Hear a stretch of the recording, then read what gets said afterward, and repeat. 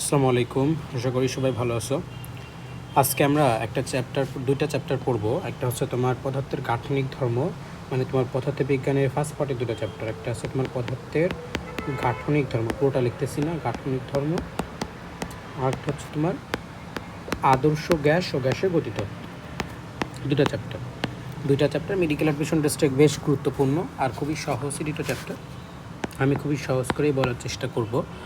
তা একটু খেয়াল করো, এখানে আমি একদম শুরু করব পদার্থবিজ্ঞানের গাঠনিক ধর্মটা দিয়ে। গাঠনিক ধর্মটা দিয়ে আমরা শুরু করব, ঠিক আছে? আচ্ছা, একটা জিনিস খেয়াল করো, এখানে মোটামুটি আমি একটা চ্যাপ্টার যখন পড়াই শুরুতে কিন্তু বলে দিই সবচেয়ে ইম্পর্টেন্ট পার্টগুলো কী কী আছে। তা পদার্থের গাঠনিক ধর্ম টপিকের আমি একদম সিরিয়ালি পড়াবো। তোমরা বই নিয়ে অবশ্যই বসবা, কারণ বই থেকেই সব পড়াবো, বইয়ের বাইরে তো আসলে কিছু না, এটা আর কি বিষয়। ওকে, খেয়াল করো একদম। আচ্ছা, এখান থেকে সবচেয়ে যেটা গুরুত্বপূর্ণ মেডিকেল অ্যাডমিশন টেস্টের জন্য, সেটা হচ্ছে তোমার একদম এখান থেকে যেটা লাগবে, 3টা মাত্রা একক শেখাবো এই চ্যাপ্টার থেকে। মুখস্থ করার দরকার হবে না ইনশাল্লাহ, ক্লাস মনোযোগ দিয়ে করলেই আশা করি এখনই পড়া হয়ে যাবে। তারপর হচ্ছে সান্দ্রতা টপিক পড়া লাগবে, আর একটা আছে তোমার পৃষ্ঠটান। এবং এই পৃষ্ঠটান থেকে আরেকটা টপিক আছে, সেটা হচ্ছে তোমার স্পর্শকোণ, ঠিক আছে? স্পর্শকোণ থেকে আমরা পড়ার চেষ্টা করব। তা এই টপিকটা হচ্ছে 100%, বাকিগুলো সব আমি টপিক ধরেই পড়াবো। তো দেখো 7.1 নম্বর টপিকে চলে আসি। এখান থেকে কিছু পড়ার দরকার নেই, জাস্ট কয়েকটা কোশ্চেন অ্যান্সার মানে জানতে পারলেই হচ্ছে। দেখো আমরা জানি যে পদার্থ হচ্ছে 3 প্রকার থাকে, একটা হচ্ছে কি, একটা হচ্ছে তোমার সলিড, একটা হচ্ছে লিকুইড, একটা হচ্ছে গ্যাস। এখন এই তিনজনের ভিতরে সবচেয়ে আন্তঃনবিক আকর্ষণ বল সবচেয়ে বেশি কার থাকে? অবশ্যই সলিডের আন্তঃনবিক বল সবচেয়ে বেশি, তাই না? এবং আন্তঃনবিক দূরত্ব সবচেয়ে বেশি কার? গ্যাসের ক্ষেত্রে, এটা তোমরা জানি। সো পরীক্ষাতে এই কোশ্চেনটাই থাকতে পারে, আন্তঃনবিক দূরত্বে কার বেশি, কার কম, আন্তঃনবিক আকর্ষণ বল কার বেশি, কার কম। এরপর খেয়াল করো 2 নম্বর কোশ্চেন, ছোটোবেলা পড়ছিলাম, এই তোমার নির্দিষ্ট আকারায়তন কার থাকে? সলিডের। নির্দিষ্ট আকারায়তন কোনোটাই নাই কার? গ্যাসের। আর শুধুমাত্র আয়তন কার আছে? সেটা হচ্ছে লিকুইডের। তো এগুলো তোমাদের আশা করি কোশ্চেন অ্যান্সার দিতে পারলেই পারবো। সো এগুলো আমরা ইজিলি ওদের কোশ্চেন অ্যান্সার করলেই বা কোশ্চেন নজর করলে আশা করি অ্যান্সার দিতে পারবা তোমরা সবাই। কোশ্চেন মানে ধরলেই হচ্ছে ওদের। এখন খেয়াল করো যে পরবর্তী টপিক, তাহলে 7.1 থেকে দাগানি কোশ্চেন, 7.2 চলে আসো। টপিকের নাম হচ্ছে তোমার বন্ধন। তোমার হচ্ছে যে বন্ধন হচ্ছে পদার্থের বন্ধন। ফার্স্টে মনে রাখা লাগবে বন্ধন কী কী আছে, তাদের দাগাই ফেলো। 5টা বন্ধনের নাম আছে, তাই না? একটা আছে তোমার আয়নিক বন্ধন, সমযোজী, ধাতু, হাইড্রোজেন বন্ধন, ভ্যান ডার ওয়ালস বন্ধন, তাই না?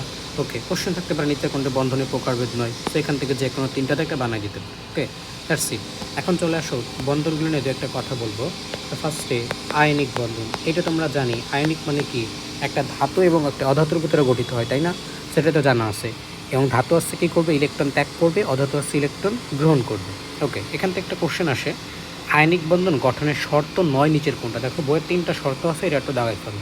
এইখান থেকে 3টা শর্ত দেখো লেখা আছে যে প্রথম মৌলের নিম্ন আয়নীকরণ শক্তি, দ্বিতীয় মৌলের উচ্চ ইলেকট্রনের শক্তি, গঠিত যৌগের উচ্চ ল্যাটিস শক্তি। যখন কোশ্চেন করবে তখন কিন্তু পাজল হয়ে যাবে যে প্রথম মৌলের উচ্চ আয়নীকরণ শক্তি নাকি উচ্চ আয়নীকরণ বলছে নাকি ইলেকট্রন শক্তি বলছে, আবার নিম্ন বলছে নাকি উচ্চ বলছে, আয়নীকরণ নাকি ইলেকট্রন শক্তি, কোনটা কি? সো আমরা একটা মনে রাখতে পারলেই হচ্ছে, নিম্নটা মনে রাখবো, বাকি দুটোতে উচ্চ লেখা আছে 2 নম্বর পয়েন্টে। সো মনে রাখবো প্রথম যে, মনে করো যে প্রথম শ্রেণীতে যারা পড়াশোনা করে তারা তো নিম্ন শ্রেণীতে পড়াশোনা করে, তাই না? দেখো নিম্ন, আর এখানে তুমি যদি আয়নীকরণ লেখো, দেখো দন্তের 9 রশ্মি আছে, এখানে কিন্তু দন্তের 9 রশ্মি আছে। সো আমরা এটাতেই মনে রাখবো যে প্রথম শ্রেণীতে পড়ে, তার মানে নিম্ন কি? আয়নীকরণ শক্তি।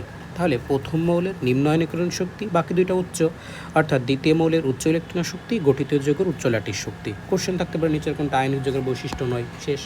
উদাহরণটা জানি, সোডিয়াম ক্লোরাইড, ছোটোবেলায় পড়ছিলাম, ইজি। সমযোজিতে চলে আসো, তো 2টা বৈশিষ্ট্য দাগাই ফেলো, এটা ছোটোবেলা থেকেই জানো।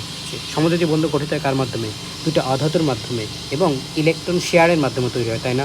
সো ইলেকট্রন সমান সংখ্যক ইলেকট্রন শেয়ারের মাধ্যমে গঠিত হয়। মেডিকেল অ্যাডমিশন টেস্টে এই কোশ্চেনটা একবার আসছিল, সমান সংখ্যক ইলেকট্রন শেয়ারের মাধ্যমে কোন বন্ধন গঠিত হয়? সেটা অ্যান্সার কী দিবা? অবশ্যই সমযোজী হবে অ্যান্সার, ঠিক আছে? সো এটা মনে রাখতে পারলেই হচ্ছে। তো এখানে 1 আর 2 নম্বর পয়েন্ট আগে ফেলেছে। বন্ধন থেকে আর একটা কোশ্চেন, যে সবচেয়ে দুর্বল বন্ধন কোনটা? ভ্যান ডার ওয়ালস, দেখো ভ্যান ডার ওয়ালস বন্ধনের প্রথম লাইনে আছে দাগাই ফেলো। আর এখানটা একটা তথ্য মনে রাখবো, সবচেয়ে মানে শক্তিশালী কোনটা, আয়নীকরণ। আর একটা কোশ্চেন যে নিষ্ক্রিয় গ্যাসের ভিতর কোন বন্ধন থাকে, সেটা হচ্ছে অ্যান্সার কি, ভ্যান ডার ওয়ালস। তো ভ্যান ডার ওয়ালসের দেখো লাস্টের লাইনেই লেখা আছে, শেষ 7.1 থেকে 2 থেকে এটুকুই। 7.3 চলে আসো, এখান থেকে 7.3 নম্বর টপিক থেকে কিছুই তেমন লাগবে না, জাস্ট একটা লাইন মনে রাখা লাগবে। 6 নম্বর লাইনটা লেখা আছে আন্তর্মিক দূরত্বের মান কত, এটা মনে রাখা লাগবে 10-9 মিটার। মেডিকেল অ্যাডমিশন টেস্টে আসা কোশ্চেন একবার, ঠিক আছে।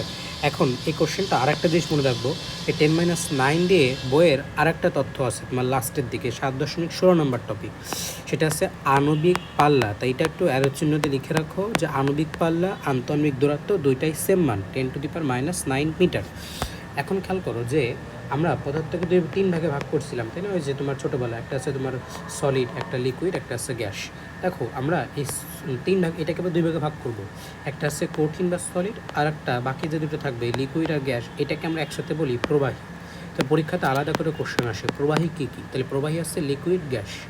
তাহলে পদার্থ 2 প্রকার, একটা আছে কঠিন, একটা আছে প্রবাহী। এখন প্রবাহী কী কী, লিকুইড, গ্যাস, ঠিক আছে। এখন দেখো এখানটা একটা কোশ্চেন আসে, প্রবাহী এই লিকুইড গ্যাসের ভিতরে সংকোচনশীল কোনটা? অবশ্যই গ্যাস, চাপ দিলে সংকোচিত হবে। সে সংকোচনশীল দেখো লেখা আছে, সেটা হচ্ছে কি তোমার আসছে গ্যাস, আর অসংকোচনশীল কোনটা, লিকুইড। তাহলে এই জিনিসটা আরেকবার বলতেছি, পদ্ধতি 2 প্রকার, একটা আছে সলিড আর একটা আছে প্রবাহী। প্রবাহী 2 প্রকার, একটা সংকোচনশীল, অসংকোচনশীল। সংকোচনশীল গ্যাস, অসংকোচনশীল কোনটা, লিকুইড। That's it. আরও যে পদার্থ চতুর্থ অবস্থার নাম পড়ছিলে প্লাজমা। সো দেখো 7.3 নাম্বার টপিকে লাস্টের 2টা লাইন একটু দাগাই ফেলো, দ্যাটস ইট। ওকে, এবারে চলে আসো 7.4। 7.4 নাম্বার টপিকে মেনলি কিছুই লাগবে না, ডেফিনেশন আছে, তোমরা এটা রিডিং দিবা জাস্ট, আর কিছুই দরকার নাই। তবে এখানে যেটা গুরুত্বপূর্ণ সেটা হচ্ছে যে 6 নম্বরে দেখো লেখা আছে স্থিতিস্থাপক ক্লান্তি। জাস্ট এটা একটু দাগায় রাখো যে স্থিতিস্থাপক ক্লান্তি কে ব্যাখ্যা করছেন, বিজ্ঞানী কেলভিন। লাস্টের লাইনটা স্থিতিস্থাপক ক্লান্তি আবিষ্কার করছে বিজ্ঞানী কেলভিন, শেষ। এবার চলে আসো 7.4 নম্বরের আরেকটা পার্ট, সেটা হচ্ছে বিকৃতি। এখান থেকে মেন পড়াশোনা শুরু হচ্ছে। দেখো টপিকের নাম হচ্ছে বিকৃতি। তো ফার্স্ট দেখো একটা বিকৃতি মানে কি, কোনো একটা বস্তুর আকার আয়তন চেঞ্জ করা, তাই না? তাহলে কী চেঞ্জ করতে পারি, হয় বস্তুটা দৈর্ঘ্য চেঞ্জ করতে পারি, তাই না, এল, অথবা মনে কর যে তার আকারটা চেঞ্জ করতে পারি, অথবা তার আয়তন চেঞ্জ করতে পারি। এই জন্য বিকৃতি 3 প্রকার, একটা আছে দৈর্ঘ্য বিকৃতি, একটা আছে আকার বিকৃতি, একটা আয়তন বিকৃতি। সো একটা জিনিস খেয়াল করো যে এখানে আকার বিকৃতির আরও 2টা নাম দেখো লেখা আছে, কৃন্তন বিকৃতি, মোচড় বিকৃতি। আর একটা জিনিস পাশে লিখে রাখবা, মেডিকেল অ্যাডমিশন টেস্টে ছিল ব্যাবর্তন বিকৃতি কোনটা। সো ব্যাবর্তন বিকৃতি, মোচড় বিকৃতি সব সেম, এটা একটু পাশে লিখতে হবে। এখন দেখো এটা মুখস্থ করার দরকার নাই, সমীকরণগুলো যে দৈর্ঘ্য বিকৃতি জিনিসটা কি, ধরো এই যে একটা ছিল, এটা মনে করো যে এল বড় হাতের এল পরিমাণ দৈর্ঘ্য ছিল, তুমি এটাকে জাস্ট মনে করো যে ছোটো হাতের এল পরিমাণ টান দিলা, তাই দৈর্ঘ্য বিকৃতি কি, ছোটো হাতের এল বাই বড় হাতের এল। তাই এটা যদি দৈর্ঘ্য বিকৃতি। আয়তন বিকৃতি মানে কি, ছোটো হাতের ভি বাই বড় হাতের ভি।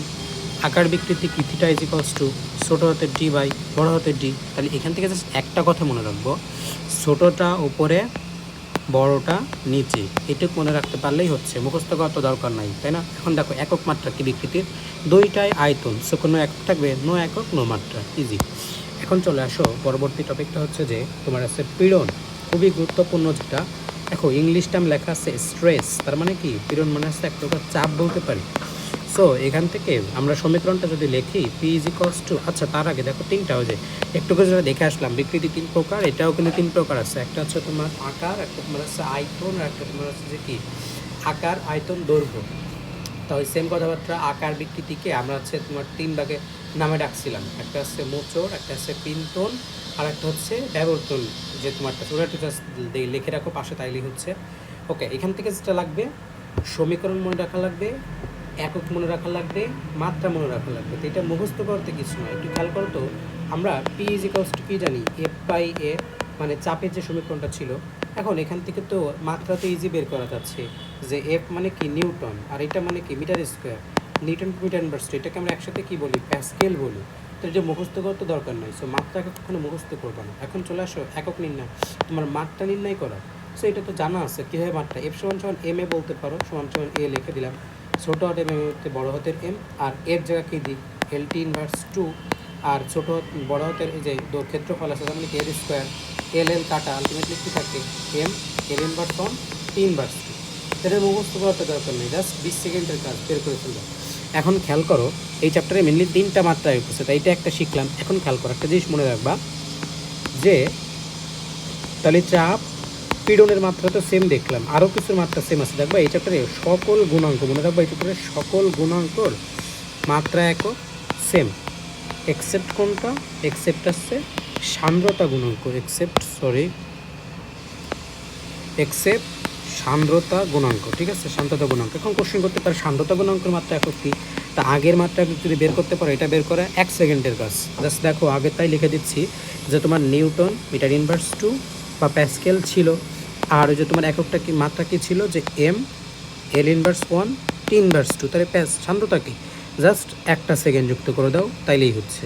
তাহলে 1টা সেকেন্ড যেহেতু এখানে যুক্ত করছি, টির পরিমাণ এখানে একটু কমে যাবে না, তাহলে অবশ্যই এখানে টির পরিমাণ একটা কমবে, যেহেতু গুণ করতেছি, তাহলে M L inverse 1 T inverse 1 হবে। আশা করি বুঝতে পারছো। সো 2টা একক মাত্রা কিন্তু পড়া শেষ, আমরা চ্যাপ্টারের শেষে আরেকটা পড়বো। আরেকটা জিনিস মনে রাখবা, এই যে এইটাকে আরেকটা নামে ডাকি, সেটাকে আমরা বলি 10 পয়েস, এইটা একটু মনে রাখার চেষ্টা করতে, তাহলে সান্দ্রতা নিয়ে পড়াশোনা শেষ। ওকে, নেক্সট চলে আসো, কয়েকটা জিনিসের গুণাঙ্ক মনে রাখা লাগবে। আচ্ছা, সমীকরণগুলো মনে রাখার জন্য দেখো এটা খুবই সহজ, একটা আছে ওয়াই, একটা এন, একটা আছে কে, ওয়াই এন কে। আচ্ছা, তার আগে একটা জিনিস মনে রাখতে পারো, এখানে একটা জিনিস লিখে রাখো, সকল গুণাঙ্ক মানে কি ওয়াই এন কে ব্র্যাকেট, এই ওয়াই এন কে নিয়ে পড়বো। 3 প্রকার গুণাঙ্ক আছে বলছিলাম। ওকে, তাহলে এটা গেল, ঠিক আছে। আচ্ছা, এটা পরে তাহলে এখান থেকে এবার চলে আসো পরবর্তী টপিকে চলে আসি, সেটা হচ্ছে তোমার 7.5 নম্বর টপিক, হুকের সূত্র। তাই এখান থেকে কিছুই না, জাস্ট মনে রাখবা পীড়ন সমানুপাতিক বিকৃতি। তাহলে সমানুপাতিক থাকলে তাকে ওঠানোর জন্য একটা কনস্ট্যান্ট ইউজ করবে, সেই কনস্ট্যান্টটাকে আমরা কী বলি, তোমার এখানে বলি স্থিতিস্থাপক গুণাঙ্ক বা স্থিতিস্থাপক মানাঙ্ক। অর্থাৎ স্থিতিস্থাপক গুণাঙ্ক সমান কী লিখতে পারি, পীড়ন বাই বিকৃতি, তাই না? তাহলে দেখো পরীক্ষাতে কোশ্চেন থাকতে পারে এই স্থিতিস্থাপক গুণাঙ্কের একক কী, তাহলে ওই যে আগেই পড়ে আসছি সকল গুণাঙ্কর একক মাত্রা সেম, তাহলে এটা তাও এখান থেকে বোঝা যায়। দেখো তো বিকৃতির তো কোনো মাত্রা একক নাই, সো পীড়নের মাত্রা একক কি আলটিমেটলি স্থিতিস্থাপক গুণাঙ্কের মাত্রা একক। সো এটা তো মুখস্থ করা পেয়েছে। এখন খেয়াল করো এখান থেকে আরেকটা জিনিস লাগবে, সেটা হচ্ছে যে দেখো লাস্টের লাইন লেখা আছে, বোল্ড লাইন করে, যে স্থিতিস্থাপক গুণাঙ্ক বা মানাঙ্ক বলে, ওই পারাতে দেখো লাস্টের লাইন লেখা আছে স্থিতিস্থাপক গুণাঙ্ক নির্ভর করে কার উপর, পদার্থের প্রকৃতি তাপমাত্রার উপর। তাপমাত্রা বাড়ালে তোমার গুণাঙ্ক কমে, এটা দাগাই ফেলো। ওকে, নেক্সট 7.7 নম্বর টপিকে চলে আসে, স্থিতিস্থাপক গুণাঙ্ক। এখান থেকে ফার্স্ট অফ অল মনে রাখতে হবে এই মাত্রা একক আগেই পড়া শেষ, জাস্ট টাইপ মনে রাখতে হবে কী আছে। তাহলে একটা ওয়াই, একটা আছে এন, একটা আছে কে। সমীকরণটা জাস্ট পাশেই লিখে রাখো, মাত্রা একক। পরীক্ষাতে কিন্তু আলাদা থাকতে পারে, এই ইয়াঙ্গের গুণাঙ্কের মাত্রা একক কী, তোমার আকার গুণাঙ্কের মাত্রা একক বা দৃঢ়তার মাত্রা একক কী, আয়তনের মাত্রা একক কী, সবই কিন্তু সেম, আমরা পড়ে আসছি। তাই এটা মুখস্থ করার জন্য সমীকরণ কিছুই না, জাস্ট খেয়াল করো। তোমার এখানে এফ বাই এ সবার ক্ষেত্রে লিখে দাও, এফ বাই এ সবার ক্ষেত্রে লিখে দিলাম। ওই যে একটু আগে শিখে আসছিলাম না যে আয়তন গুণ, তোমার আছে যে দৃঢ়তা, মানে রেসপেক্টিভ যে তোমার ই ছিল, যেমন আছে আয়তন গুণাঙ্ক, তাহলে কি আয়তন পীড়ন বাই বিকৃতি, তাহলে বিকৃতির যে সমীকরণটা আসলে সেটা উল্টে যাবে। তাহলে আলটিমেটলি তাহলে যেটা না বুঝতে পারো এটা খেয়াল করো, এটা জাস্ট দেখাই তোমাকে যে এফ বাই এ আর নিচে ছিল হচ্ছে কি ভাগ ভি বাই বড় হাতের ভি। তাহলে আলটিমেটলি কি দাঁড়াচ্ছে তোমার এফ বাই এ বড় হাতের ভি বাই ছোটো হাতের ভি। তাহলে এইটাই, এখন এটাই বলতে যাচ্ছি, বড় ভি বাই ছোটো ভি। এখানে কী হবে, বড় এল বাই ছোটো এল। এখানে কি থিটা দ্বারা মান বসানোর দরকার নেই, সেইটা এখানে একক মাত্রা সবগুলো রাখতে পারে, সবগুলো আশা করি পারবে ইজি। এবার চলে আসো কয়েকটা জিনিসের মান মনে রাখা লাগবে। একটা বক্স আছে দেখো 7.8 নম্বর টপিকের উপরে। এই বক্সটা মনে রাখার জন্য কয়েকটা বিষয় আমরা ইউজ করবো। সেটা হচ্ছে ফার্স্ট অফ অল খেয়াল করো যে আগে মনে রাখবো ইয়াঙ্গার গুণাঙ্ক দিয়ে, যে ইয়াঙ্গার গুণাঙ্ক সবচেয়ে বেশি কার কম কার। তাই দেখো লেখা আসছে সবচেয়ে কম কার, কম আসছে 1.6, মানে কি সীসা, এটা একটু বাসে লিখে রাখো। তাহলে সবচেয়ে কম কার পড়লে সবচেয়ে বেশি কার মনে রাখা লাগবে, তাই বেশি মনে রাখবো ইলন মার্কস দিয়ে। ইলন মার্কস সেটা হচ্ছে কি তোমার আছে ইস্পাত, লোহার আর নিকেল, তাই না? এখানে ইস্পাত রস্যই, আর এখানে হচ্ছে লতে মনে রাখবো লোহা আর নিকেল, এটা তো সহজ। আর মার্কস থেকে মনে রাখবো কি ম্যাক্সিমাম মান, ঠিক আছে? সেই তো মোটামুটি গেল। তাই দেখো সবচেয়ে বেশি মান, সর্বনিম্ন মান মনে রাখলাম। তাহলে এটা পরীক্ষাতে কিন্তু আসার মতো। আর যেহেতু 3টার মানই কিন্তু 20 লেখা আছে, পরীক্ষাতে এই কোশ্চেনটা কিন্তু একবার ছিল, নিচের কোনটাই তোমার আছে ইয়াঙ্গার গুণাঙ্ক কোনটা সঠিক নয়। 3টায় যেহেতু 20 ছিল, আর একটা নতুন অপশন কিন্তু 20 দিয়ে ওইটা বানাই দিতে পারে অ্যান্সার, সো এটা ভুল অ্যান্সার। এবার চলে আসো এখান থেকে আরেকটা জিনিস দেখো, 3টা পদার্থ আছে নিচে, একটা আছে পানি, একটা আছে পানি, তোমার আছে যে গ্লিসারিন, আর একটা আছে তোমার পারদ। এটা মানগুলো মনে রাখবো। আর দেখো এরা যেহেতু তরল, তার মানে কি এদের কিন্তু শুধুমাত্র আয়তন থাকবে, তার মানে দেখো অন্য কোনো গুণাঙ্ক নাই, শুধুমাত্র আয়তন গুণাঙ্ক আছে। আয়তন গুণাঙ্ক মনে রাখা খুবই সহজ, পানি গ্লাসে পড়ে। একটা জিনিস মনে রাখবো, পানি গ্লাসে পড়ে। এখন পানি আর পারদের ভিতরে মান বেশি, ঘনত্ব বেশি, কার পার হচ্ছে মনে রাখবো, পারদের মানটাও বেশি, আর মানটা এই দিকে আসছে বাড়বে, ঠিক আছে। তাহলে খেয়াল করো, পানি আসছে মনে রাখবো 0.2, এর উল্টা 2.0, আর 2 আর 2 আর 2 যোগ করলে 4, কিন্তু দেখো তো মিলতেছে কিনা, যদি এইদিকে বললাম মান বাড়ে। 0.2 থেকে 4 বড়, ঠিক আছে বড়, কিন্তু 4 থেকে 2 ছোটো হয়ে গেল না, এই জন্য কিন্তু মিলতেছে। বাট এখানে যদি তুমি পয়েন্ট দাও তাহলে কিন্তু সেটা মিলে যাচ্ছে। 0.2, 0.4, 0.4 থেকে 2 একটু বড়। সো 0.2, 2.0, 2 আর 2 যোগ করলে 4, শুধু 4 দিলে মিলতেছে না, দ্যাটস ওয়াই 0.4, ইজি। এবার চলে আসো, তো এবার এখানে চলো 7.8, এখানে লাইন দেখায় রাখো, দিচ্ছে বিভব শক্তির মান কি, হাফ ইন্টু পিরিয়ড বিস্তৃতি। ওকে, 7.9 চলে আসো, এখানে আছে তোমার পয়জনের রেশিও। পয়জন রেশিও জাস্ট দাগাই ফেলো, Poisson ratio sigma is equals to কি, পয়জন রেশিও হচ্ছে কি, সিগমা ইকুয়ালস টু পার্শ্ব বিকৃতি দৈর্ঘ্য বিকৃতি। তাহলে ফার্স্টে কোশ্চেন ছিল মেডিকেল অ্যাডমিশন টেস্টে, নিচে কোনটি সিগমা পয়জন রেশিও, তাহলে পার্শ্ব, পতে পার্শ্ব আর পতে পয়জন, তাহলে উপরে পার্শ্ব নিচে আছে দৈর্ঘ্য। পরীক্ষাতে কিন্তু কোশ্চেন থাকবে দৈর্ঘ্য বিকৃতি নয় পার্শ্ব বিকৃতি। সো মনে রাখার শর্টকাট কি, পোর্টোসো পয়জন, সে পদেই শুরু হবে, তার মানে কি পার্শ্ব বিকৃতি বা দৈর্ঘ্য বিকৃতি, সহজ। আর প্রকাশ করি সিগমা দ্বারা। মানটা মনে রাখা লাগবে, মানটা জাস্ট ইজি, যে মনে রাখবা যে সরাসরি পরীক্ষাতে কোশ্চেন আসে পয়জনের অনুপাতের মান কত, তাহলে -1 থেকে শুরু করে তোমার আছে 0.5 পর্যন্ত মনে রাখবো। কিন্তু বাস্তব সংখ্যা কি বলতো, বাস্তব সংখ্যা তো জানি ধনাত্মক সংখ্যা, 0 থেকে শুরু করে ধনাত্মক সংখ্যা, তাহলে 0 থেকে 0.5 পর্যন্ত আছে কি তোমার বাস্তব সংখ্যা। আবার যদি বলি প্রকৃতপক্ষে মান কত, তখন 0.2 থেকে 0.4, কিন্তু দেখো তো 0.2 আর 0.4 মাঝখানে কি আছে 0.3, তখন স্যারের রেঞ্জ না দিয়ে 0.3টা লেখা আছে, এটা একটু এক্সট্রা করে তোমরা বইয়ে লিখে রাখো। আর মেডিকেল অ্যাডমিশন টেস্টে এই কোশ্চেনটা একবার ছিল। ওকে, নেক্সট তাহলে 4.9 থেকে এটা মনে রাখতে পারলে হচ্ছে। সবাই এবার চলে আসে পরবর্তী টপিক 4.12 নম্বর টপিক। তোমাদের টপিকের নাম হচ্ছে 4.12 তোমার প্রান্তিক বেগের নির্ভরশীলতা। তা এখান থেকে আমরা দুইটা জিনিস পড়বো। তা মেডিকেল অ্যাডমিশন টেস্টে একটা কোশ্চেন খেয়াল করবা, প্রতি বছর আসে যে কোনটির সাথে কোনটার সময় মতো ব্যস্ত মতো, এই টপিকটা আছে এরকম আসার মতো। তাই এখান থেকে মনে রাখার জন্য মনে রাখবা যে প্রান্তিক বেগ জিনিসটা কি। দেখবা যে একটা বিষয় হচ্ছে যে একটা জিনিস আমরা যখন পানিতে যখন কোনো কিছু ফেলি, তখন হচ্ছে যে ওইটা নিচের দিকে যে ওইটার বেগ আস্তে আস্তে আস্তে কমে যায়, এবং ওইটা আস্তে একসময় সমবেগে কনভার্ট হয়ে যায় শেষের দিকে যে। আর প্রান্তের দিকে যে সমবেগ হচ্ছে, এখন খেয়াল করো তো সমবেগ মানে কি, সমবেগ মানে হচ্ছে ত্বরণের মান তো জানি 0, তাহলে একটা কোশ্চেন কিন্তু আসতে পারে যে প্রান্তিক বেগের ক্ষেত্রে ত্বরণের মান কত, তাহলে 0, ইজি। এখন খেয়াল করো এখানে আরেকটা কোশ্চেন থাকবে যে প্রান্তিক বেগ সমীকরণটা জাস্ট মনে রাখবো, তাইলে কিন্তু এই যে নির্ভরশীলতাগুলো মনে রাখার দরকার নেই। তো ভিসি মনে রাখবা, এই সূত্রটা দিয়েছেন হচ্ছে কি বিজ্ঞানী স্টোকস, আগে এইটা মনে রাখবা, ইজিক্যালস টু 2r², তারপরে তোমার হচ্ছে ρ - সিগমা ইন্টু জি, আর নিচে আসছে 9 ইটা। আর দেখবা বইয়ে বেগের আরেকটা সমীকরণ আছে, মিস্টেক হইতে পারে, আমরা দুটো পাশাপাশি করবো। ওই সূত্রটা দিয়েছেন হচ্ছে তোমার আরেকটা সূত্র আছে, সেটাও বেগের, সেটা হচ্ছে তোমার সংকট বেগের সূত্র, দিয়েছেন কে বিজ্ঞানী রেনেল, এই জন্য তার নাম অনুসারে। আচ্ছা দেখো সংকট সি, ক্রিটিক্যাল বিসি, আর এই যেহেতু রেনেল দিচ্ছেন, রেনেল কনস্ট্যান্ট ইন্টু মনে রাখবা ইটা এখানে উপরে না নিচে, তাই এখানে চলে যাবে উপরে, এই যে আর রো এখানে উপরে, এখানে চলে আসবে নিচে, জাস্ট উল্টা শর্ত, কিন্তু মুখস্থ করতে কোনো দরকার নাই, এর জন্য পাশাপাশি পড়লে আশা করি মনে থাকবে। ওকে, তাহলে এখান থেকে এটুকু পরবর্তী টপিক চলে আসে সান্দ্রতা, 7.13 নম্বর টপিক। সান্দ্রতা থেকে একটা জিনিস মনে রাখবা, যে যার ঘনত্ব বেশি তার সান্দ্রতা বেশি, বা যে যত বেশি আঠালো সে তত বেশি সান্দ্র। সো পরীক্ষাতে একটা ক্রম আসে নিচের কোনটি সান্দ্রতা সবচেয়ে বেশি, তা বই একটা ক্রম আছে আলকাতরা, তেল, দুধ, পানি, এটা মনে রাখবা। আর যদি অপশনে মধু থাকে তাহলে মধু, তারপরে আলকাতরা, তারপরে তেল, দুধ, পানি, মানে বইয়েরটা। আর যদি ক্যাচআপ থাকে তাহলে আগে ক্যাচআপ, তারপরে মধু, তারপরে বইয়েরটা আলকাতরা, তেল, দুধ, পানি, ঠিক আছে। এরকম একটা কোশ্চেন থাকতে পারে। এখন খেয়াল করো যে পরবর্তীতে একটা কোশ্চেন, যে আরেকটা জিনিস, এই যে একদম প্রথম লাইনে দেখো সান্দ্রতা লেখা আছে, যে সান্দ্রতা কেবলমাত্র তরল প্রবাহের জন্য, এই যে বায়বের জন্য প্রযোজ্য, এটা একটা জাস্ট মনে রাখো, ঠিক আছে। ওকে, এখন খেয়াল করো যে পরবর্তী জিনিসটা, এখানে একটা সূত্র আছে সান্দ্র বলের, যে F=, তোমার হচ্ছে যে ইটা এ dv/dy, এই যে এটাকে আমরা একসাথে বলি বেগ অপক্রম। তাহলে এখান থেকে সমানুপাতিক ব্যাসের মধ্যে কোনটাই কোশ্চেনটা আসতে পারে। এখন বলে তো আরেকটা সমীকরণ আছে, এটা দিচ্ছেন বিজ্ঞানী নিউটন, মনে রাখবা। আর একটা সূত্র দিচ্ছেন বিজ্ঞানী স্টোকসের বলের সমীকরণ, মেডিকেল অ্যাডমিশন টেস্ট 8-9 ছিল, সেটা F= তোমার 6π ইটা আর ভি। এই ভি মানে কি বলতো, এই ভি সংকট বেগ, তোমার হচ্ছে যে প্রান্তিক বেগ, প্রান্তিক বেগের সূত্র দিয়েছিল স্ট্রোক, আবার এই সূত্রটাও যেটা স্ট্রোক দিচ্ছে, অবশ্যই ভিটা কি স্ট্রোকসের বেগই, মানে কি প্রান্তিক বেগ হবে, নট সংকট বেগ। তাহলে এই একসাথে পড়ে ফেলবে। এখন খেয়াল করো, এই সূত্র যেহেতু নিউটন দিয়েছেন, সো এই সূত্র যারা মানবে তাদেরকে বলবো নিউটনিয়ান তরল, যারা মানবে না তাদেরকে বলবো অনিউটনিয়ান তরল। নিউটনিয়ান তরল কারা কারা আছে? শুধুমাত্র পানি। অনিউটনিয়ান তরল কি? তেল রং। ছোটোবেলা তেল রং করতাম না, ওই তেল রং মানে কি তেল এবং রং দুইটা, মুখ সাথে মনে রাখবো। শেষ। এবারে চলে আসো পরবর্তী টপিক, যে সান্দ্রতা কখন বাড়বে, যে সান্দ্রতার উপর তাপমাত্রার প্রভাব কখন বাড়ে কখন কমে, বা সান্দ্রতা কার কার উপর নির্ভরশীল, বা সান্দ্রতা কোনটার জন্য প্রযোজ্য। তো এটা আমরা একটা বক্সে জাস্ট পড়ে ফেলবো, বক্স পড়লেই পড়া শেষ। খেয়াল করো, বক্সটা একটু লিখে রাখো সবাই। 1 নম্বর কোশ্চেন থাকতে, আচ্ছা এটা বক্সে দুটো লিখে দেন বলতেছে তরল, আর এটা তোমার গ্যাস কমবে, এখানে তোমার হচ্ছে বাড়তেছে, এটা তোমার ক্রস, আর এটা তোমার হচ্ছে যে তাপমাত্রা, এটা তোমার হচ্ছে চাপ। ঠিক আছে। 1 নম্বর কোশ্চেন, সান্দ্রতা কিসের জন্য প্রযোজ্য?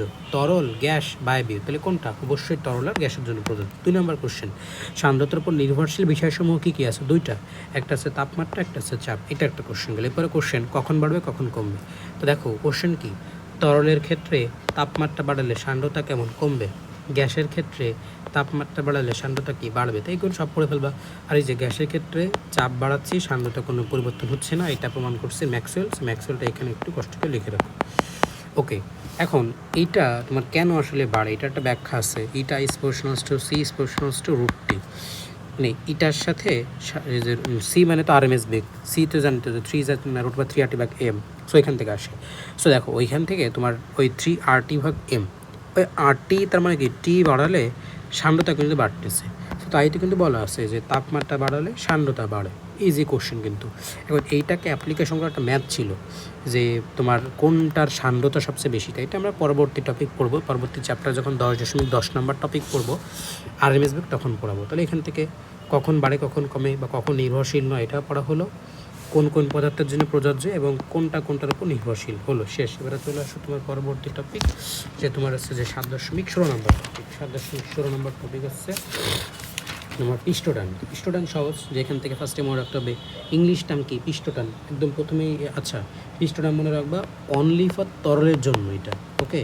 আর ইংলিশ পিষ্টটানকে বলে সারফেস টেনশন, ওই টিতে বলে আসছে F/L, T = F/L দ্বারা, অর্থাৎ একক দৈর্ঘ্যের উপর যে বল প্রয়োগ করে পানি তাকে আমরা বলি পিষ্টটান। পিষ্টটানের ডেফিনেশন দরকার নেই। এখন এখানে চলে আসো তোমার আসছে যে T = F/L যেটা আর কি। এখানে দেখো যে এল যেটা, তাহলে একক মাত্রা নির্ণয় করতে হবে, তাহলে নিউটন পার মিটার ইনভার্স অন ইজি। এরপর মাত্রা কি তোমার বলের মাত্রা কি? বল F সমান MA, তাহলে এম এর পরিবর্তে বড় হাতের এম, এ মানে কি LT ইনভার্স 2, আর নিচে কি এল, তাহলে এল কাটা আলটিমেটলি কি থাকবে MT ইনভার্স 2। এটা মুখস্থ করার দরকার নেই। এখন দেখো এরকম মাত্রা বইয়ে কি আছে, একটা লাইন লিখে রাখবা, যে একটা আছে তোমার পিষ্টটান, একটা তোমার আছে পৃষ্ঠ শক্তি, আর একটা আছে পিষ্টটান, পৃষ্ঠ শক্তি, বল ধ্রুবক এবং স্প্রিং ধ্রুবক। এই 4টা জিনিসের মাত্রা একক সেম। এই যেটা নির্ণয় করছি এটা এই জন্য মুখস্থ করলে কিন্তু ভুলে যাবা। 3টা মাত্রা পড়ালাম, 3টা কিন্তু একটাও মুখস্থ করতে বলি, ঠিক আছে। সো আমরা সুন্দর করে এই বিষয়গুলো একটু ছোট কাগজে লিখে টানায় রাখবো। মেডিকেল ভিশন টেস্ট অনেকবার এখানে শেষ। এবারে চলে আসো পিষ্টটানের উপর নির্ভরশীলতা। খুবই কোশ্চেন ইজি, সান্দ্রতার মতো, যে কখন বাড়বে কখন কমবে কোনটার উপর নির্ভরশীল। খেয়াল করো, এটা শর্টকাট মনে রাখবা। আচ্ছা বলো তো, দাঁত কি আস্তে আস্তে বাড়ে না কমে? আমাদের দাঁত যত বড় তত আস্তে কমবে। এরপর দেখো মনে রাখবা, দেশে একটা পতাকা থাকে, তা পতাকা না দিয়ে মনে রাখবো পতাকা হচ্ছে বাড়ে, তাহলে পতাকা বাড়ে দাঁত কমে। আর তাপমাত্রার সাথে সম্পর্ক কেমন? ব্যস্তানুপাতিক। তাহলে আমরা বাড়ে কি সেটা একটু পড়ে নিই। দেখো এখানে বাড়বে হচ্ছে 3 ক্ষেত্রে। তাহলে অতে আছে তোমার অজৈব, ততে আছে তামা, কতে আছে ক্যাডমিয়াম। তাহলে অতে আছে তোমার অজৈব পদার্থ, আর ততে আছে তোমার তামা, আর কতে আছে ক্যাডমিয়াম। তাহলে এই জিনিসপত্রগুলো থাকলে বাড়বে পিষ্টটান। আর এই যে তাপমাত্রা ব্যস্ত, তার মানে কি তাপমাত্রা বাড়ালে সান্দ্রতা পিষ্টটান কমবে, আর তাপমাত্রা কমালে পিষ্টটান বাড়বে। ঠিক আছে, তাহলে বাড়বে কখন কমবে কখন পড়া হলো। এখন এই যে আরেকটা জিনিস কমবে মানে কি, দেখো বইয়ে 5টা হেডলাইন আছে,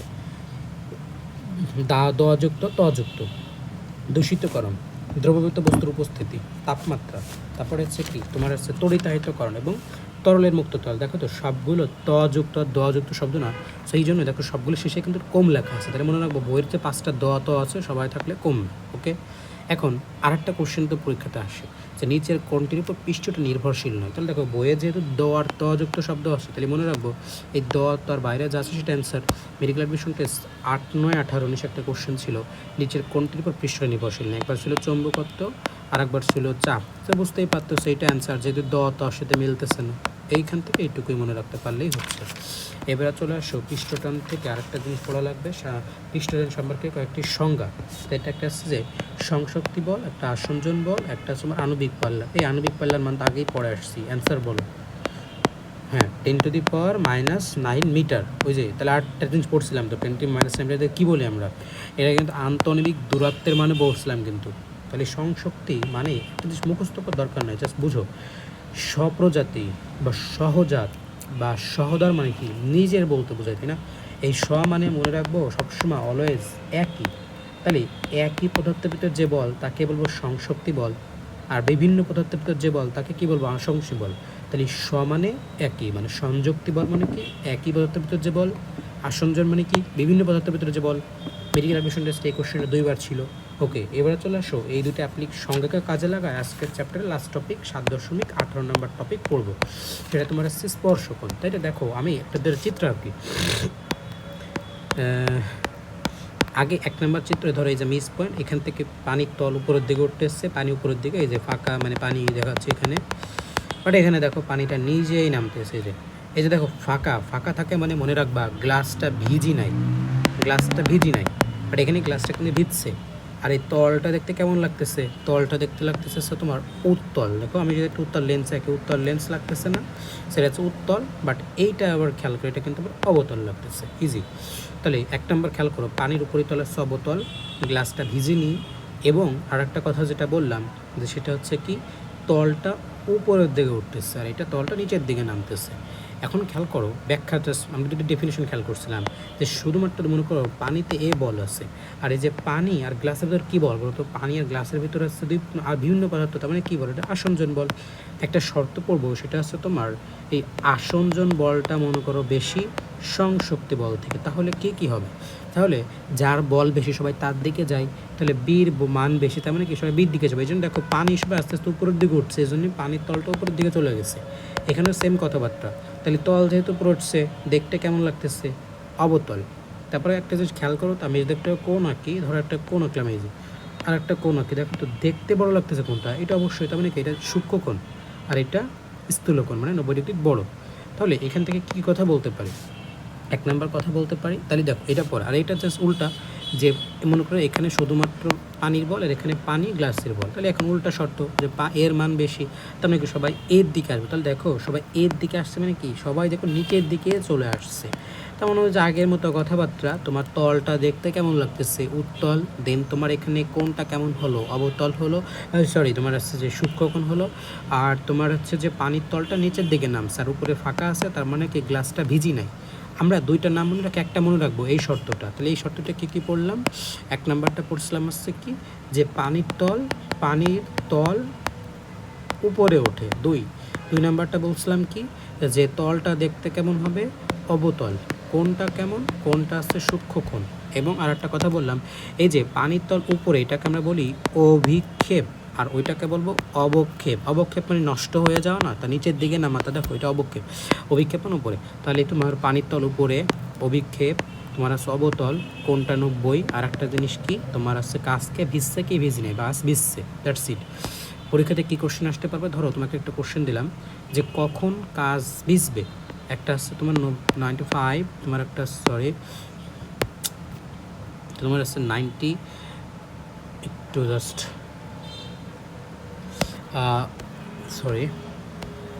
মনে করো যে এখানে 95, তারপর তোমার আসছে যে 85, একটা আছে তোমার 100, একটা তোমার আসছে যে 150 বা এরকম ভিজবে। কখন কাজ ভিজবে, তাহলে সূক্ষ্মকোণ হলে কাজ ভিজবে, তাহলে একটা অ্যান্সার। কখন তোমার আসছে অবতল হবে, এটা অবতল। তাহলে ওই 5টা লাইন দিয়েই কিন্তু কোশ্চেন আসতে পারে, সবার অ্যান্সার এক। আবার এই কোশ্চেনও থাকতে পারে আসঞ্জন বল সংশক্তি বল থেকে বেশি হলে পানির তল দেখতে কেমন উত্তল না অবতল, তাহলে অবতল। তাহলে এই কোশ্চেনটা কিন্তু পরীক্ষাতে থাকার মতো। সেখান থেকে একটুকুই আজকে লাস্ট একটা দাগায় রাখতে হলে দেখো এখানে আরও কয়েকটা কোণ আছে, যে এটা দাগায় রাখো 8 ডিগ্রি, এটা জাস্ট দাগায় রাখলে পারলে হচ্ছে 8 ডিগ্রি 90 ডিগ্রি আর 0 ডিগ্রি 140। তাই একটা যদি খেয়াল করতো, যখন বিশুদ্ধ পানি আর গ্লাস বলা আছে কোণ আছে, সরি নর্মাল পানি প্লাস কাঁচ 0 ডিগ্রি, সরি 8 ডিগ্রি, কিন্তু যখন বিশুদ্ধ পানি বিশুদ্ধ গ্লাস তখন কোন 0 ডিগ্রি দিয়েছে। তার মানে কি স্পর্শ কোণটা বিশুদ্ধতা, তারপরে তুমি কোন জিনিস নিচ্ছ তার উপর নির্ভরশীল। এখন তোমাকে জানা লাগবে কিসের উপর স্পর্শ কোণ নির্ভরশীল। দেখো যে 3টা নাম লেখা আছে, কঠিন তলে প্রকৃতি, মাধ্যম, বিশুদ্ধতা, এটা একটু দাগায় রাখো এবং লাস্টের টপিক পৃষ্ঠটানের ব্যবহার, জাস্ট হেডলাইনগুলো পড়ে ফেলবা। কোশ্চেন লাগতে পারে যে কোনো একটা, যে পানির তলে পোকামাকড় চলাচল কিসের উপর, পৃষ্ঠটানের। ওকে, তাহলে এখান থেকে একটুই, আর এখান থেকে নর্মালি কোনো ম্যাথ আসে না, বাট একটা ম্যাথ নর্মালি পরীক্ষাতে থাকতে পারে। ধরো এরকম একটা মেডিকেল অ্যাডমিশন ছিল যে 10 - 4 মিটার ব্যাস বিশিষ্ট তোমার 1000টা কণা মিলে একটা বড় কণা তৈরি করছে, তাহলে বড় কণার ব্যাসার্ধ নির্ণয় করো। তা দেখো তো ব্যাসার্ধ মানে 1000টা কণা মিলে একটা বড় কণা, তার মানে কি পানির পরিমাণকে চেঞ্জ হয়েছে, চেঞ্জ হয়নি, পানি কিন্তু ফিক্সড, মানে আয়তন সমান। সো দেখো 4 পাই বড় হাতের আর কিউব, মানে কি 1000টা ছোটো হাতের আর কিউব দেবো, তাহলে 4 পাই ছোটো হাতের আর কিউব। তো দেখো 4 পাই আর 4 পাই কাটা দিলাম, আর এখানে আর কিউব, এখানে তোমার 100 আর কিউব আছে, তাহলে 1000কে 10 কিউব লিখতে পারি না। সো পরবর্তী লাইন দেখো আর কিউব, আর এখানে 10 আর কিউব লিখতে পারি। কিউব কিউব শেষ কী থাকে, ছোটো হাতের আর ইজিক্যালস 10 × আর, কিন্তু ছোটোটা তো আর দেওয়া নাই, ব্যাস দেওয়া আছে। ব্যাসের যদি ভাগ করে দুই তাহলে আর বেড়ে যাচ্ছে, তাহলে 10 গুণ তার 10-4/2 যদি করি, তাহলে অ্যান্সার কত হচ্ছে 5 × 10-4। এটা তো ইজি ম্যাথ, সো এরকম একটা ম্যাথ পরীক্ষায় থাকতে পারে। শেষ, নেক্সট পরবর্তী চ্যাপ্টার চলে আসে আদর্শ গ্যাস ও গ্যাসের গতিতত্ত্ব।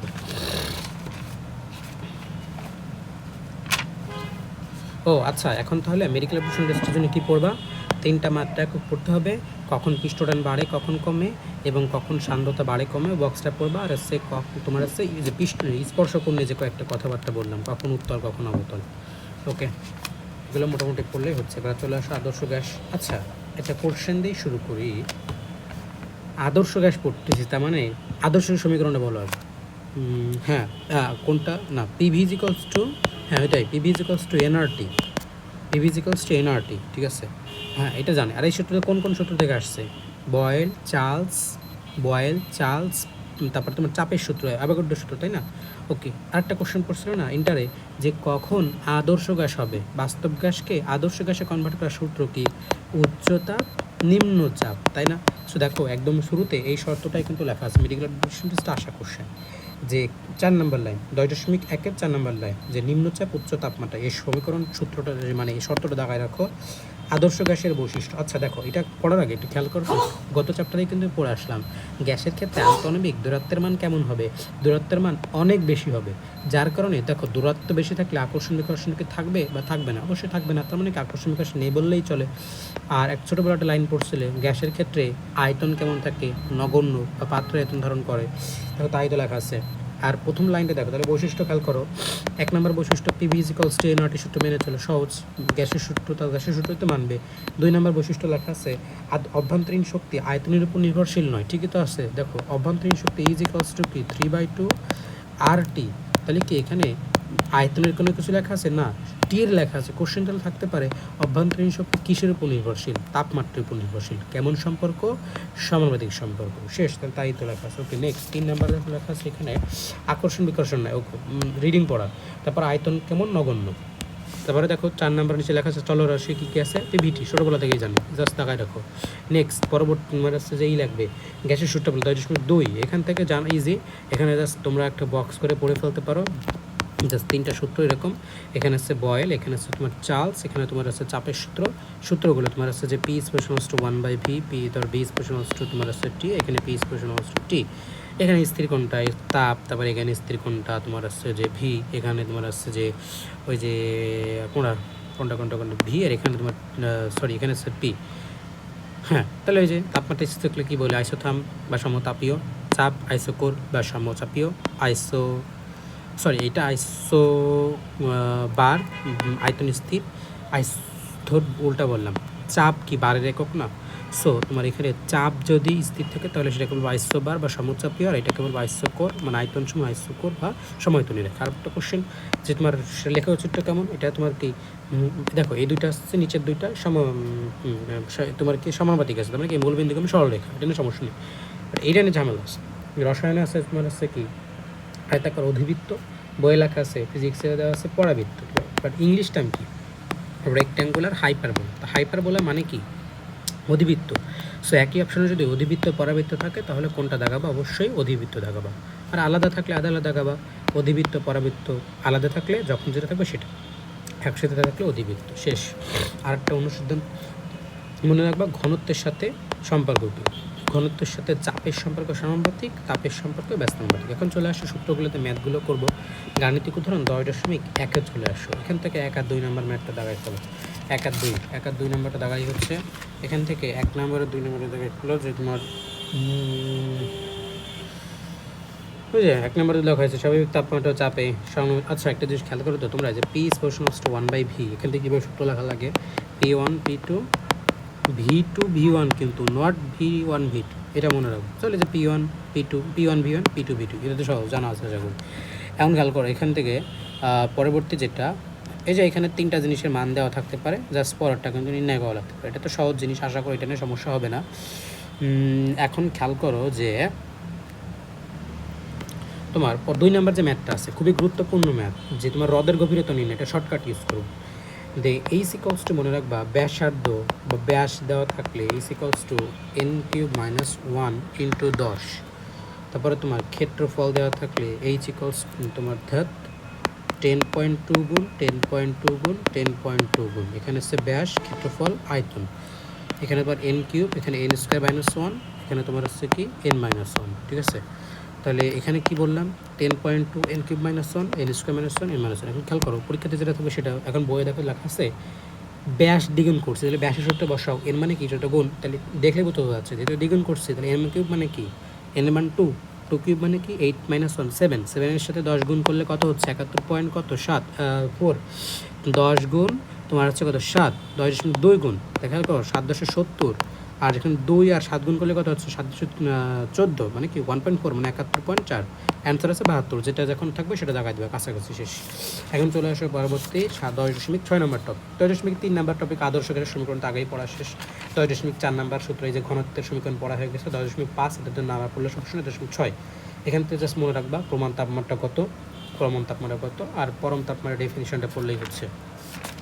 তারপরে চলে আসো 10.9, এখান থেকে প্রথমটা লাস্টেরটা 10.10-এ চলে আসি। এখান থেকে তোমার হচ্ছে আরএমএস বেগ নিয়ে পড়া লাগবে। আরএমএস বেগ ফার্স্টের সূত্রটা জানবা, √3RT/m।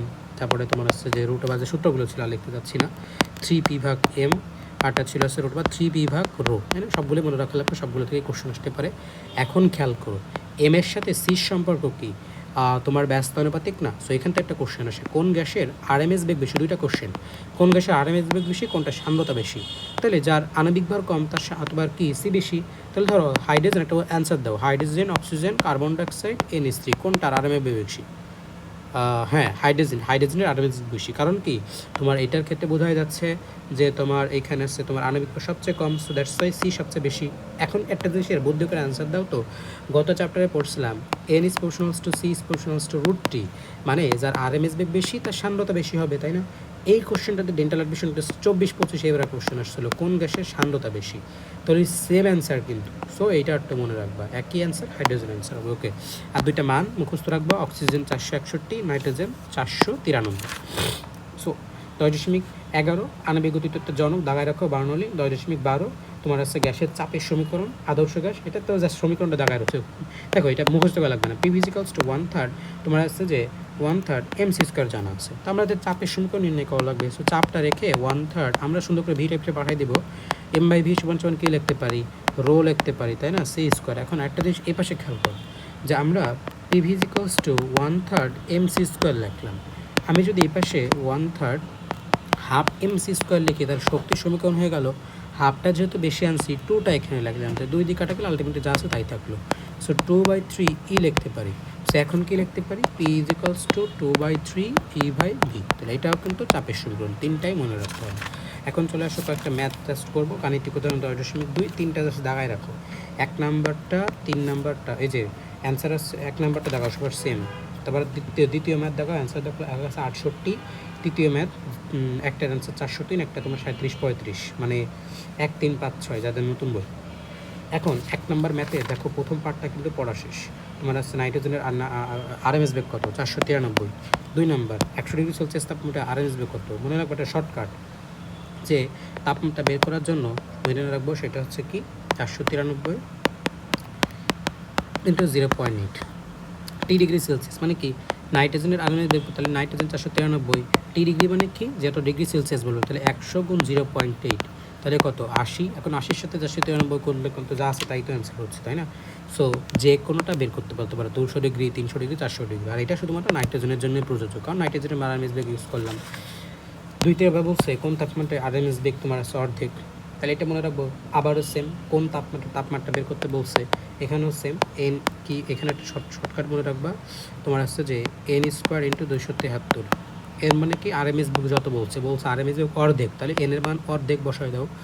তোমার আসছে যে অর্ধেকের স্কোয়ার ইন্টু 273টা খেয়াল করো, তাহলে আসছে যে 273 ভাগ আসছে 4, তাহলে ভাগ করো, তাইলে হয়ে যাচ্ছে যে 4 ভাগ তোমার আসছে কত 273। তাহলে আলটিমেটলি কি তোমার দেখো এখানে 424, কারণ 5 নিলে 424, 7 নিলে কিন্তু 28 হয়ে যাচ্ছে, হচ্ছে এখানে। তাহলে কী থাকে 3 3 6 32, আলটিমেটলি তোমার দেখো মিলে যাচ্ছে, তাহলে 68 কিন্তু লেখা আছে। ওকে, এরপরে 5 6 যা সরাসরি মুখস্থ করবা। আমি মনে রাখতাম 3 গ্রাম নাইট্রোজেন 403, 37 ডিগ্রিতে অ্যান্সার। 27 ডিগ্রিতে অ্যান্সার কত, 27 ডিগ্রিতে ডিরেক্ট মুখস্থ রাখবা। 27 বলছি, তার মানে কত 27 37 47, তাহলে 27 ডিগ্রিতে অ্যান্সার হচ্ছে 37 35। অপশন থাকবে কেমন 35 37 73, এরকম এলোমেলো অ্যান্সার থাকবে। তো অ্যান্সার দাগা দিতে পারলেই হচ্ছে। পরবর্তী 7.6 নম্বর টপিক, 18 নম্বর টপিক তোমার আসছে যে এই তোমার স্বাধীনতার মধ্যে। খেয়াল করে এটা আমরা একটা বক্সের মাধ্যমে সব করে ফেলবো। তো একটা বক্স জাস্ট পাশেই লিখে রাখো, আমরা এই বক্সেই পড়ে ফেলবো, ঠিক আছে? 1 নম্বর কোশ্চেন, এক পারমাণবিক মৌল, দ্বি পারমাণবিক মৌল, বহু পারমাণবিক মৌল। এক পারমাণবিক মৌলকে যার একটা মাত্র আছে, যেমন আর্গন, তাহলে লিখে রাখ নিষ্ক্রিয় বা তোমার আদর্শ গ্যাস। 3টা জিনিস একসাথে লিখে রাখবো। এখন দ্বি পারমাণবিক মানে কী কী আছে, যেমন অক্সিজেন 2টা। বহু পারমাণবিক মানে কি, যেমন কার্বন ডাইঅক্সাইড যাই থাকুক 3-এর বেশি থাকলেই হচ্ছে।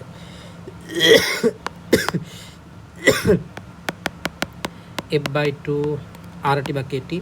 তাহলে এখানে মনে রাখবো 1 বছরে কত দিন, 365 না হলে কেন সেটা মিস্টেক হয়ে যায় না, সো 356 মনে রাখবো। তাহলে 3 5 6, তাহলে এখানে 3/2 RT, 5/2 RT, 6/2 RT বা 3 RT। গামার মান 1.6 1.4 1.3, শেষ, ইজি। নেক্সট এবারে চলে আসি। তোমার আছে যে সম্পৃক্ত অসম্পৃক্ত যেখানে একটা পড়বো। সম্পৃক্ত মানে কি, যে যেখানে 80 লিটার থাকার কথা 80 লিটারই আছে, মুখ বন্ধ আছে। অসম্পৃক্ত কি 80 লিটার না থেকে তোমার 60 লিটার আছে কিন্তু মুখ খোলা, এই জন্যই তো তোমার কমে গেছে। তার মানে কি এটা করা হয় খোলা স্তরে, এটা করা হয় আবদ্ধ স্তরে। কোন বৈশিষ্ট্য মনে রাখা লাগবে, তো আমরা একটা মনে রাখবো সম্পৃক্ত। তাই এটা মনে রাখার জন্য শর্টকাট ইউজ করো, যে আবদ্ধ আতা না। তাহলে আবদ্ধ মানে আবদ্ধ স্থানান্তরি করি, মানে কি কোন শর্তে তোমার অসম্পৃক্ত অসম্পৃক্ততে কনভার্ট হবে। আতে আয়তন, তাতে তাপমাত্রা যদি বাড়ায় তাহলে সম্পৃক্ত অসম্পৃক্তে কনভার্ট হবে। না মানে বয়েলের চার্লসের সূত্র মানে না, এবং বাইরে থেকে কোনো গ্যাস যুক্ত করতে পারবো না, কারণ পুরোপুরি ফিল আপ। তারপরে একটা বক্স আছে, বক্স থেকে 0 16 0 ডিগ্রি 16 ডিগ্রি 40 50 100টা দেওয়া রাখো। নেক্সট শিশিরাঙ্ক থেকে ডেফিনেশনটা দেখো, যে তাপমাত্রায় কোশ্চেনটাই ছিল। শিশিরাঙ্ক মূল থেকে তাপমাত্রা। পরমার্দ্রতার ডেফিনেশনটা দাগায় রাখো, বায়ুর আর্দ্রতা দাগায় রাখতে পারলেই হচ্ছে। আর্দ্রতা সম্পর্কে বাস্তব ঘটনা, রিডিং হেডলাইনগুলো পড়বা। 10.21 আর্দ্রতা সম্পর্কে যন্ত্রের নাম কি, হাইগ্রোমিটার। দেখো টাইপ লেখা আছে, সিক্ত, শুষ্ক। রাসায়নিক কেশ, তা মনে রাখা শর্টকাট ইউজ করবা,